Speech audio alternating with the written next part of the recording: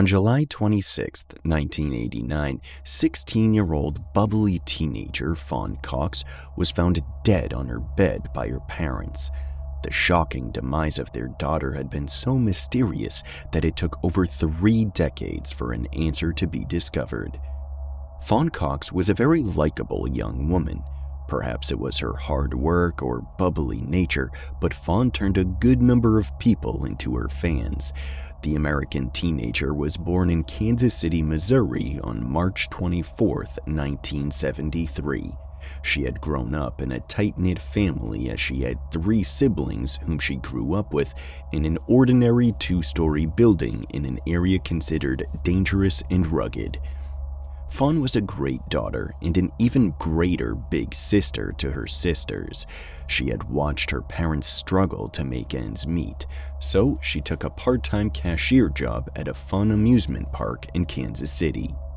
The 16-year-old was still a student at Northeast High School. Fawn loved church as she was a devout Sheffield Assembly of God church member. And as for leisure, Fawn enjoyed swimming. Fawn had the typical life of a regular teenager who had her whole life ahead of her. That was why it was excruciatingly painful when her lifeless body was found that morning. On the night of July 26, 1989, Fawn Cox had finished her shift at her workplace, Worlds of Fun, by 11 p.m. She immediately went to bed on returning home as she had to work the next day. It was summer, so the weather was unbearably hot. Fawn's sister Felicia had gone to another floor to seek a more airy atmosphere. She had heard the family's dog barking. Unfortunately, she assumed that the dog was agitated because of her pregnancy. Unknown to Felicia, someone had snuck into her sister Fawn's room, raped and strangled her. The smoothness of the attack led the police to believe Fawn had been murdered. This spurred the police into digging into the horrifying case. The Kansas City Police Department was thrown into an investigation. The investigation was led by Sergeant Ben Caldwell. The sergeant believed that Fawn's murderer must have known Fawn and her family well. It only made sense as the killer had picked the locks and the windows to the house perfectly, came in undetected and left unnoticed. The Cox family had been oblivious that there was a murderer on their second floor. Felicia had found Fawn's mangled body in her room alongside their mother. According to her, Fawn's alarm had been ringing and she had not seemed to turn it off, so Felicia went to her room to wake her up. She recalled how she had yelled at Fawn to stand up, but unfortunately, her precious sister had been dead for some time. The police gathered some evidence from the scene, DNA and blood samples. During the investigation, the police found a baseball hat in Fawn's room, and every member of the Cox family had not identified Fawn as the hat's owner. The Kansas City Police Department had been determined to get to the bottom of the case. They set out to find the monster responsible for Fawn Cox's gruesome end, and their search led them to 3 suspects. The police had discovered that some items, radios, a Nintendo game console, and a stereo recorder were missing. They were convinced that the intruder was not only a murderer but also a burglar.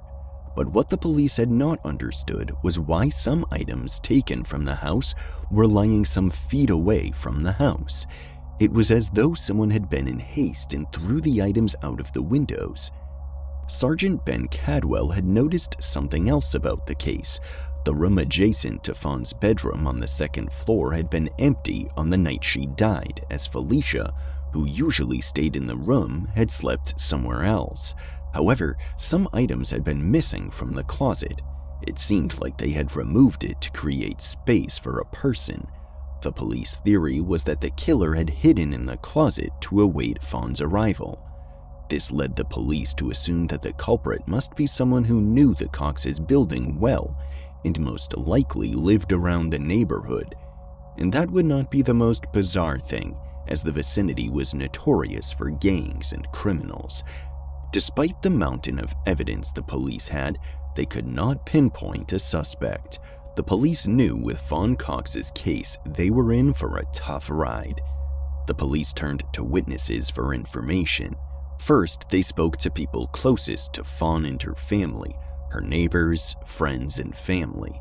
However, they had no luck, as no one provided any helpful information. A month after Dawn's death, the police finally made some progress in their investigation. A witness had provided valid information that led the police to 3 suspects. The police believed that 3 teenagers were connected to the horrible event that happened in the Cox house. When the police brought the suspects in for questioning, they denied having a hand in Fawn's murder. However, the police confirmed that they had stolen from the Cox house. Some of the items missing in the Cox home were found in the house of the suspects. The police were relieved, as this was enough evidence to nail Fawn's murderer. Unfortunately, they cannot find any more concrete evidence against the suspects. While the investigation was still ongoing, the police received a big shock.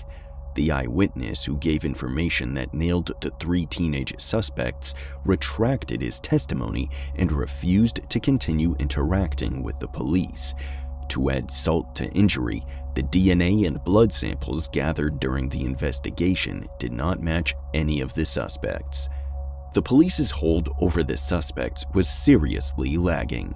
However, they continued to probe further. When one of the 3 suspects decided to confess, the police thought they had finally had their big break. The teenager had admitted to breaking into the Cox's residence with some of his friends. He admitted that they had stolen some items in the house. He had even provided a painting of the items. Also, he had confessed that he had hidden an item behind a bush close to the Cox's residence. The police had truly found an item hidden at the spot the suspect described. A few days after giving his statement, the suspect withdrew his testimony, rendering it useless for the police. At this point, the police had no choice but to release the suspect. The police knew that there was no way the case could move forward without witnesses' testimonies. Although out of 3 suspects, the police considered one of them the main suspect. It was 18-year-old Timothy E. Roberts, who was arrested in August 1989. He was charged with first-degree murder, sodomy, and rape. He was incarcerated by a Jackson County grand jury. His bail was set at $200,000. Roberts spent 8 months in prison until April 23, 1990, when he was released. The police had tested the DNA samples gotten from the crime scene, and none of them matched the young teenager's DNA. The test was carried out by comparing Roberts' blood with semen found on the bed. The police dropped all the charges levied against him. At the time of this investigation, DNA was considered as helpful as fingerprints in the investigation. Just like fingerprints, every man's DNA is unique, as it's made up of special cells. According to the Kansas Police Department, the DNA testing did not show that Robert was the criminal, and neither did it show conclusively that he was not the one. The case did not go further because the FBI needed to make moves to take the case to the next level. According to a deputy prosecutor, Delaney Dean, that was why the case was dissolved. However, the other 2 suspects involved in burgling the Cox's apartment, Christopher A. Yates and Leonardo C. Miller, still had charges against them for stealing items from Fawn's room. So after months of effort and hard work, the police closed the Fawn Cox case.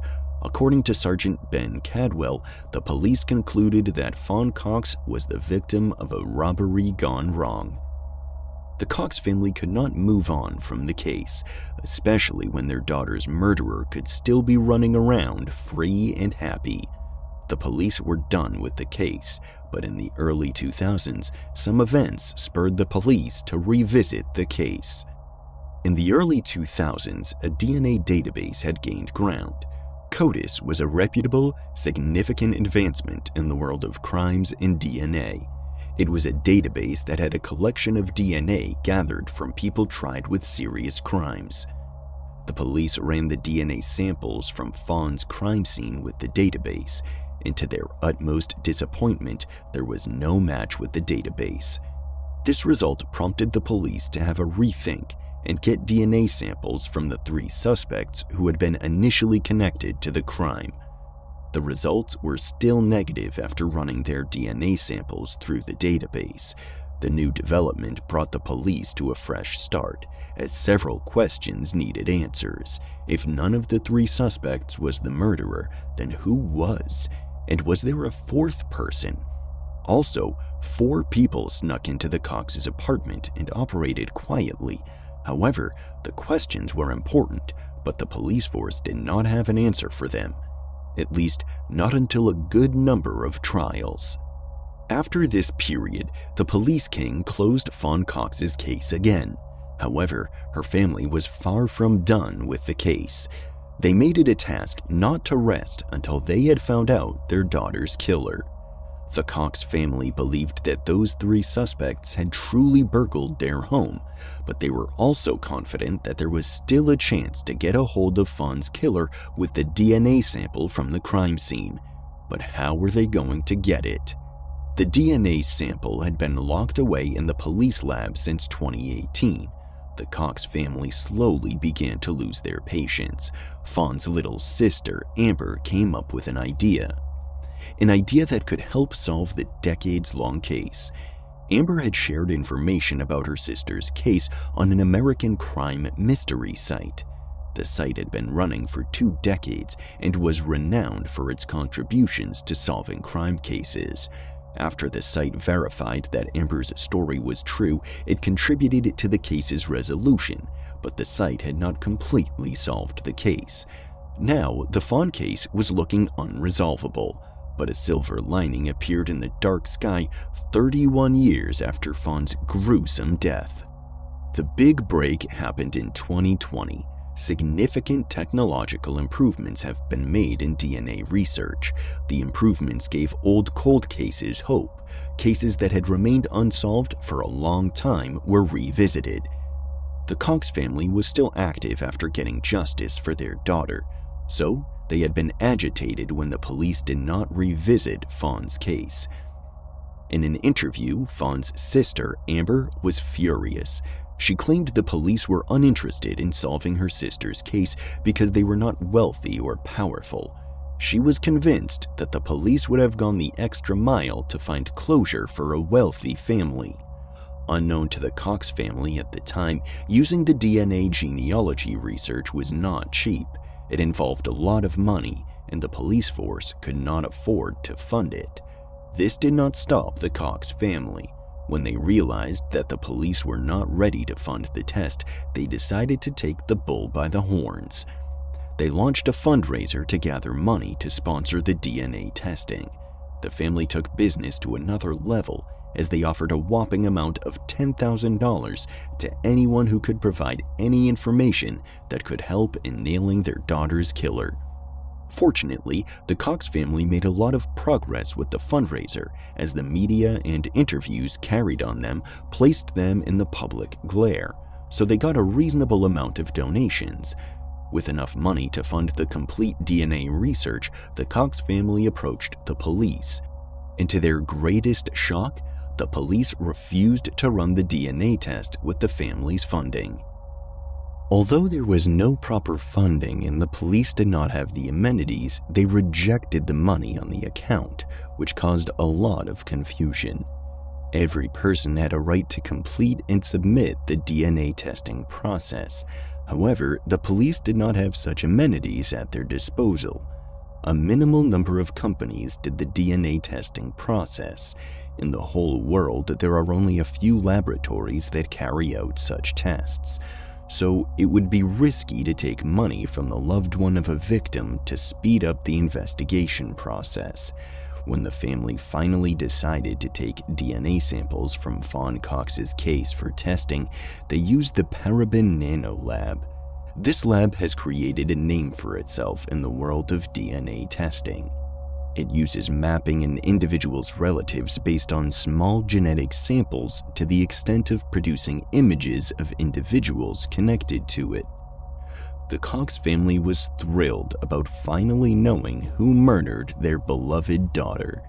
However, the results of the test would not shock the police, but it would send shivers down the spine of the Cox family. The police had been meticulous with the DNA testing of Cox's case. The FBI funded the test of the DNA samples at a renowned lab. The police made sure a thorough analysis was conducted on the DNA sample, and there was also a search for connected family members. The police had primarily focused on the semen sample found at the bedroom crime scene.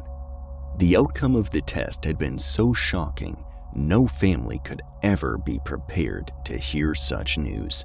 The DNA sample belonged to Donald Cox, a very close family relative. Fawn Cox had been murdered by her cousin.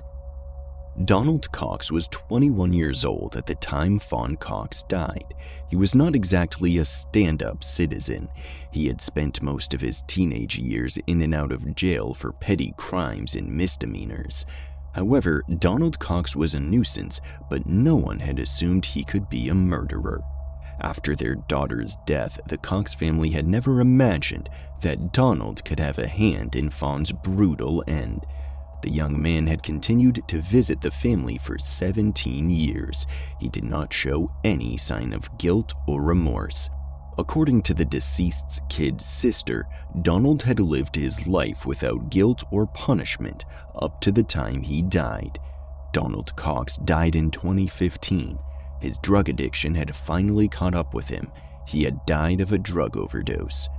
In an interview, Felicia, Fawn's immediate kid's sister, admitted that it was relieving to finally know who had murdered her sister and get some sort of closure as a family.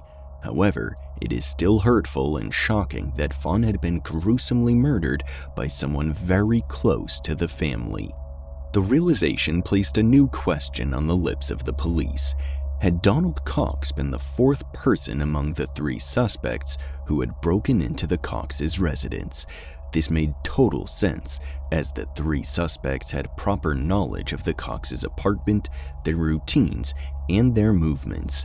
But the police also wondered if Donald had worked on his own, sneaked into the apartment, and ended his cousin's life. Or he could have been in the company of the three suspects, but he had taken action against Fawn of his own volition. The police intended to call the three suspects back for questioning, but the Cox family was not having it. According to Felicia, the three suspects had suffered enough for their crimes. They had served some jail term, but they were still going through the biggest punishment. Everyone in the area knew they were responsible for the evil that happened, and they were well versed in the process and situation of the unfortunate event. According to Felicia, that was enough punishment. She also believed there was no point in interrogating the suspects, as their statements most likely would make no difference. Of course, it was possible that Donald had helped them into the house, but it was also possible that they had been simply using him. And there was also a chance that Donald had moved against Fawn of his own accord.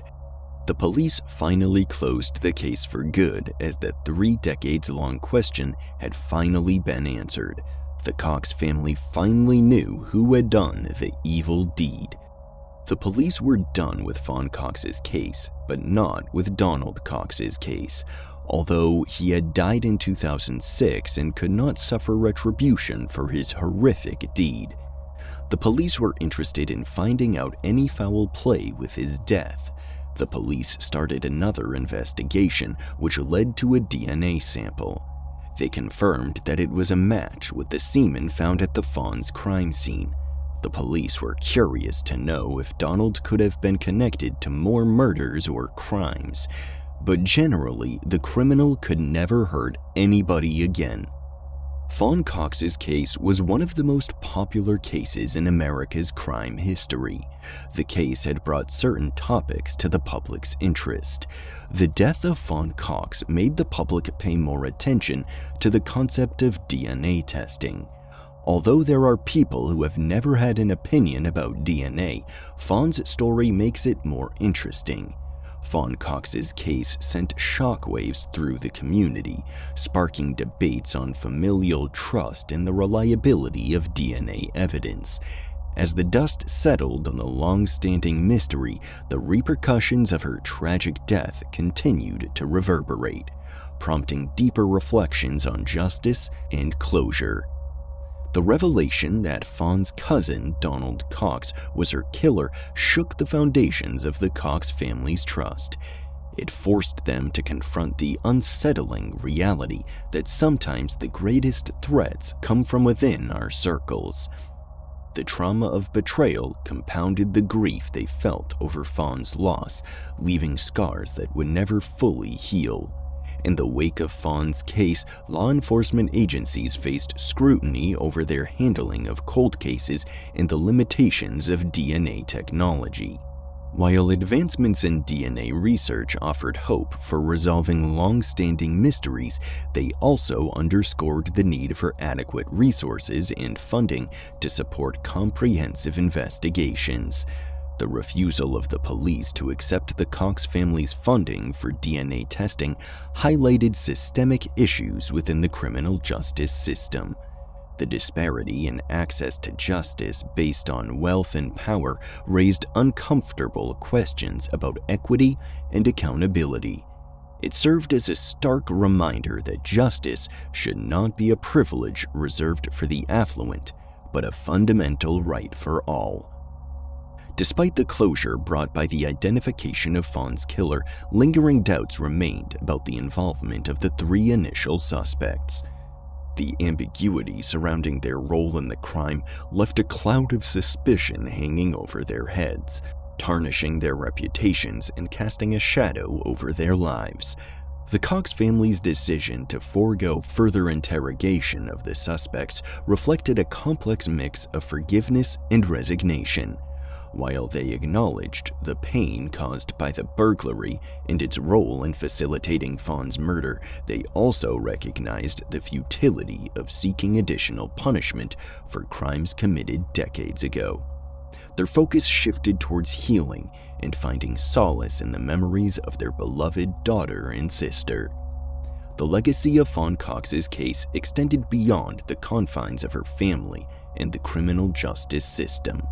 It served as a cautionary tale about the dangers of complacency and the importance of remaining vigilant in the face of adversity. Her story galvanized efforts to strengthen community bonds and support mechanisms for victims of violent crime.